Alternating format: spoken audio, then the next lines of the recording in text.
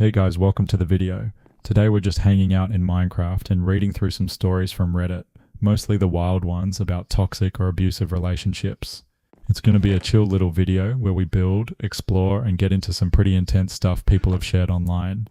Nothing too serious, just vibes and some storytelling. So sit back, relax, and let's get started. The past several months have been incredibly draining and hard for me. I'm not sure if I'm looking for advice or just a place to vent. My ex, Tom, and I had been together for about 4 years and we were extremely happy together, or so I thought. We had been discussing the possibility of getting married, and even looking for a house for us to move into, but we were not living together. I was happy, and I thought he was too. We had a lot in common, never fought. We travelled together. My friends liked him, his friends liked me, our families got along together, etc. I could go on. Everything was fine, until our last trip together. We went to a destination where I had always wanted to go, but because of cost and distance it seemed like something I'd have to wait longer to do. It was his idea for us to go here.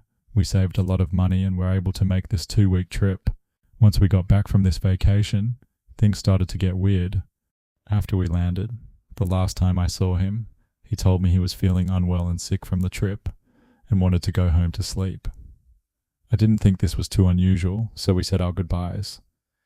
I tried texting and calling him the following day to see if he was feeling better, and he didn't respond. I started to worry, but he finally sent me a single text, saying he was fine but tired about 2.5 days after our trip ended. From there our communication basically broke down. I can't say he fully ghosted me, because he would occasionally send me a message, and didn't remove me from any social media. From that point, I'd try to contact him by calling, texting, sending a message on Facebook, and he didn't respond. After about 4 to 6 days of no communication, he would end up sending me a couple of texts, and then I wouldn't hear from him for several more days. What hurt even more was this ghosting period overlapped with New Year's, Valentine's Day, and my birthday, minus days on which nothing happened, and he didn't even wish me a happy whatever.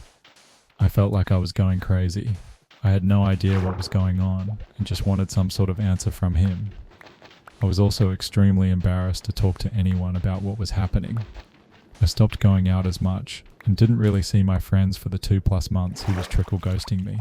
I found myself lying to my friends and family about his whereabouts, telling them he was busy with work, visiting his family, he was sick, or any excuse I could think of whenever I showed up somewhere without him. I eventually broke down. I contacted one of his good friends who I felt comfortable with and asked her to meet up with me. I told her that Tom had barely spoken to me in the 2+ months. He's only sent me a few text messages, and I have no idea what's going on. I told her I didn't know if he was mad at me, if we were broken up or still together, or if there was something else going on that I needed to know about. She looked kinda shocked and confused, and told me that Tom had told all of his friends that we had broken up, and that I was taking it really hard, and out of respect for me not to bring it up if anyone saw me. This was soul-crushing to hear, and I felt humiliated and worthless. I told her this wasn't the case, and that he never verbally confirmed that we were broken up. She said she was extremely angry at him and would talk to him. Throughout March and April, I felt like I was starting to heal some. I felt broken, but I started to pick up the pieces again, and began to feel a bit more whole. I told my friends and family the truth about what happened, and they were nothing but supportive and helpful. Then I found out some additional information about why he ghosted me, and what happened on his end. He had apparently been cheating on me for a while, not sure how long, but a little less than a year. I'm also hurt because I know the person he cheated on me with. She's an absolute garbage person, and I'm not saying that as a jaded ex-girlfriend. She has always hung around our group, but never really been a part of it. I've heard her say some extremely bigoted things about minorities, the LGBT community, and non-Christians. She is the type of person who is proud to take advantage of government assistance programs. When she doesn't need it, she somehow was able to claim disability, and has bragged about pulling the wool over the government's eyes. I think she was able to somehow use her obesity problem as her disability. I'm really not sure. I can't really confirm any of this. It could be a lot of talk and bullshit on her end. I've always thought you need to be drug tested in order to get some government benefits, and she does a lot of drugs. Not only does she take advantage of programs meant for people who can't help themselves, but she has sent a couple of $1,000s a month from her rich parents, which she also brags about. Her parents have paid for her car and I think they pay her rent too, so the money she gets is spent on pretty much whatever she wants. She spends her days getting drunk at the bars and restaurants my friends and I frequent and will interject herself into our outings. She has also tried to sell us hard drugs in the past and usually mentions that any of us are welcome to her place to get high. Tom apparently started to get high with her at her place and was originally just trying to hide his drug use because he knew I wouldn't approve. Then he started to get high and then have sex with her. He felt guilty and embarrassed about it, but this wasn't enough for him to stop getting high with her. His intentions were to just get high and then leave to go back to his place. But what would usually happen is they would end up having sex once they were both properly high. This woman hated my guts and kept pushing Tom to break up with me so they could be a couple. He didn't want to end things with me, but felt so guilty and disgusted with himself, he thought the best thing to do was to just try to ghost me. Tom kept their relationship secret for a while, until she got tired of their secret relationship status. So she just started to blurt things out about them when his friends were all together at their usual bar. He came clean to his friends about it, but was so embarrassed that he shortly ended things with her after his secret was found out. I only found out about this because the same friend I had met up with a couple of months ago reached out to warn me that Tom is going to try to get back together with me, and felt that I deserved to know the truth in case he isn't forward with what happened. There is no way in hell that I'd get back together with Tom. I can't help but feel like absolute dog shit that Tom would end things with me over that kind of garbage person, and I'm having a hard time understanding why he would choose some waste of space over someone who is actually trying to be a person and is successful. I don't know what to do at this point. I'm dreading the possibility of seeing his face again. I don't know if I could contain my urge to slap him, or if I would just break down and sob. I was doing well from moving on from him. I was starting to feel happy again. Now I think I'm back at square one. I'm depressed and stressed out. Long story short, I emotionally cheated, sexting and flirting with an old friend for a few months. Then I opened our marriage. Now I lost my FWB. My wife has a boyfriend. She's not talking to me, and I'm jealous. Long story. In February, I convinced my wife to open up our marriage, since we have hit a wall in our relationship and I was unhappy. She was on board and almost immediately found a nice guy to talk to. I had already been sexting with this girl for about a month before that. I knew what I was doing was wrong and thought if I opened up our marriage, it would feel better to stop sneaking around. After a month, the guilt ate me up and I admitted it all to my wife. She was obviously pissed and said she needed time to process the emotional cheating. In the days after, when I brought back this information to my FWB, they told me that they were just having fun and didn't want to be involved any longer. Now it's been a month and my wife is still needing space and processing things, so I'm feeling like I'm in limbo with no one. And the relationship my wife has with her guy is now more serious.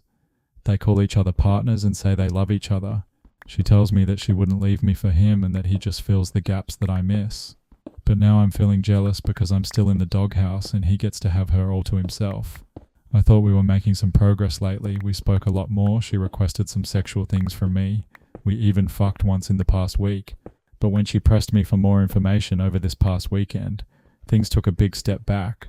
I offered to tell her more details about timeline and what exactly me and my FWB did and spoke about. She agreed to listen. And then upon hearing what I had to say, felt even more betrayed. I'm not sure what I can do now to get things moving forward again, and I'm afraid I'm going to lose my wife. Edit 513-25. I'm planning on abandoning my family as soon as I turn 18.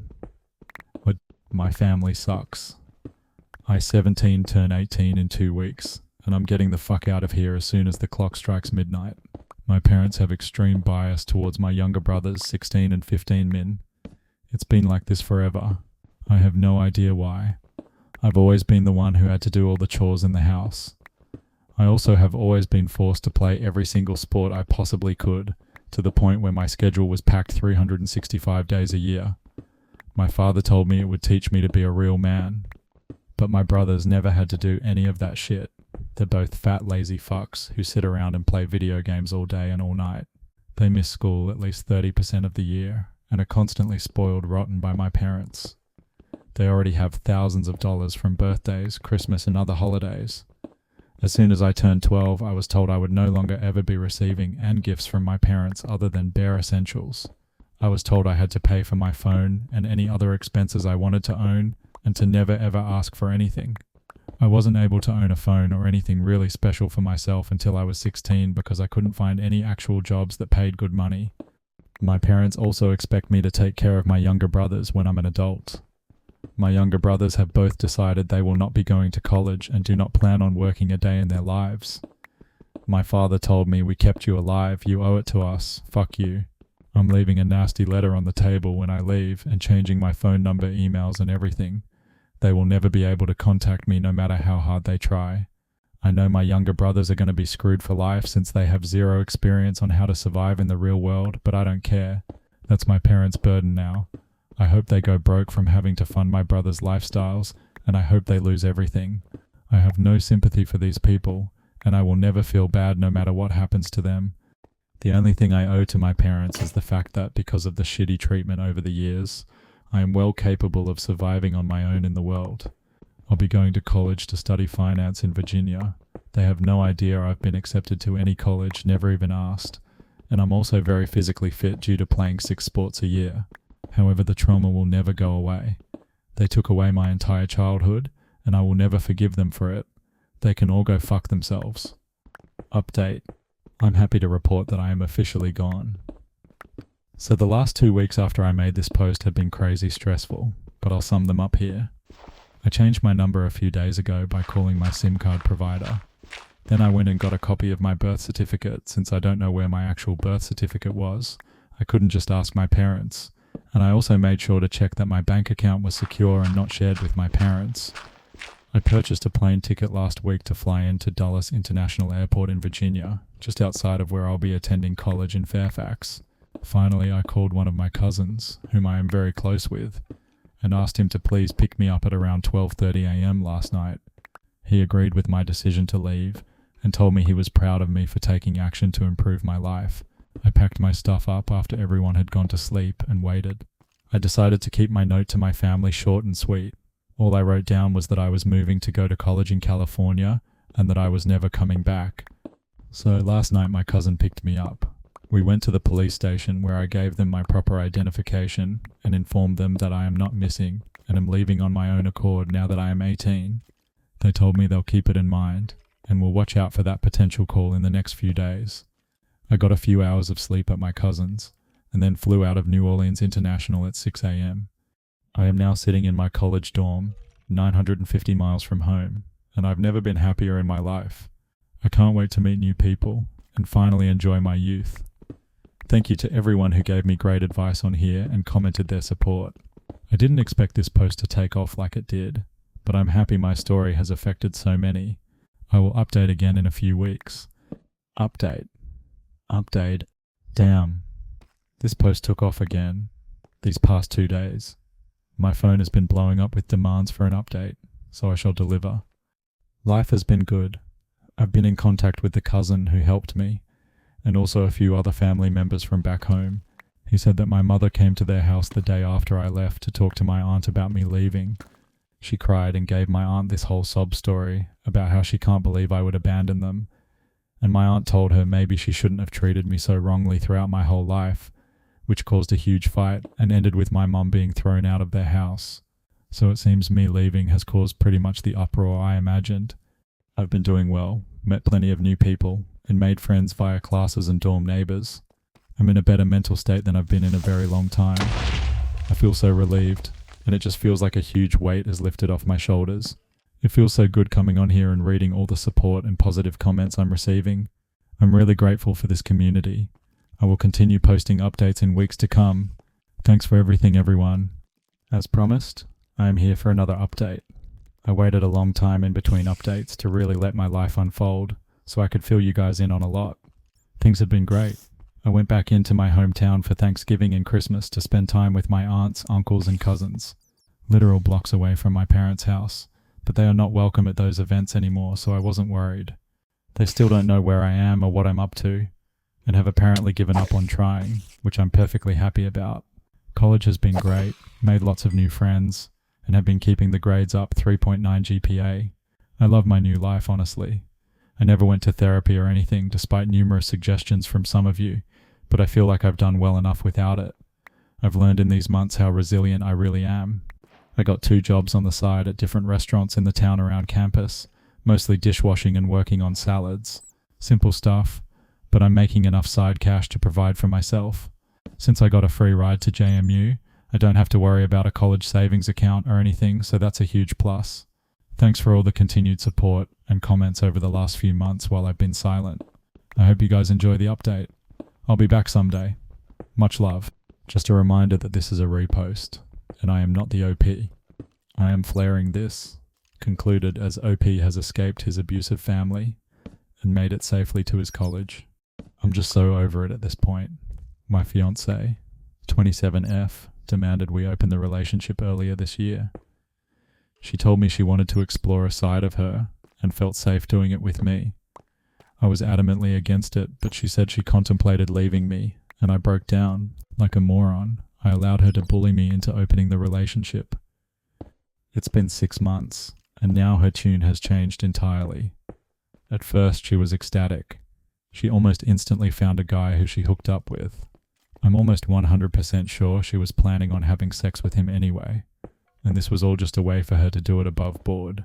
I guess it didn't work out though, because after a month he was gone, and as far as I'm aware she's not found another partner since. At first I planned not to try and find another partner, but my resentment towards her and an opportunity arose, and the next thing I knew I began to see an old friend from college who always seemed to have a crush on me. Instantly my fiancée changed her tune about the whole thing. She never outright told me what she thought, but I know for a fact she resented every moment I was with someone else. I could see it eating her away. I knew it hurt her ego when I would come home from my casual fling with my friend. She never said anything though, until now. Last week, another opportunity arose. An old co-worker I've been talking to asked if I would be DTF.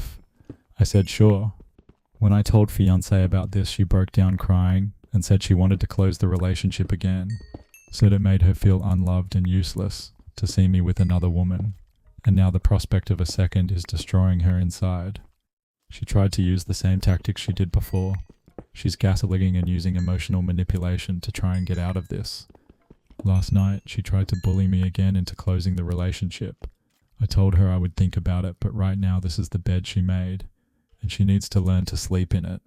She ended up calling her mother sometime last night, as well as I woke up to dozens of texts from her parents telling me I'm horrible. I'm going to call off the marriage this week and break up with her. I'm going to continue seeing my old college friend, because at least she's not a lying, manipulative bitch. I grew up in a family where silence was safety and where I had to shrink myself to avoid conflict.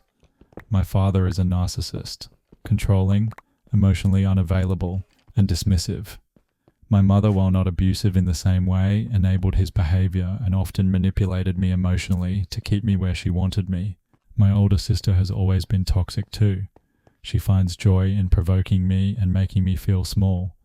Since childhood, I've felt like I had no real emotional space in my family. I was the quiet kid, always watching, always observing, but never feeling like I could just be. Even small things like laughing too loudly, speaking my mind, or expressing emotions felt dangerous. I learned to suppress myself, to avoid confrontation, to just exist as invisibly as possible. But what has made things worse in recent years is the fact that my father has a child from an affair. He brings this child to our house constantly, and every time I see them, I get triggered. Not because of the child itself, but because of what they represent: freedom, joy, love, everything I was denied. When this child laughs, plays, and takes up space without fear, it reminds me of how I was never allowed to be like that. I feel myself getting angry, resentful, and overwhelmed by memories of my own childhood. At 22, I finally moved out with my sister, thinking that this would be my escape. But after just a few months, we both moved back home. I don't even fully understand why. Maybe it was financial, maybe emotional manipulation, or maybe just fear of truly stepping into my own independence. But now, I feel trapped all over again. I work for my father's business, which adds another layer of control. I feel emotionally drained every day, and I struggle to even imagine a life where I'm truly free. I know I need to leave. I know this environment is toxic, but I also feel paralyzed by fear, by financial concerns, by the weight of my past. I've spent so long existing in survival mode that I don't even know what it's like to live for myself. Alright, that's going to wrap it up for today's video. Hope you guys enjoyed this little mix of Minecraft and Reddit drama. It was a fun one. Let me know in the comments if you're into this kind of content. I'd love to hear what you think. Thanks so much for watching, and stay tuned for the next one. See you soon.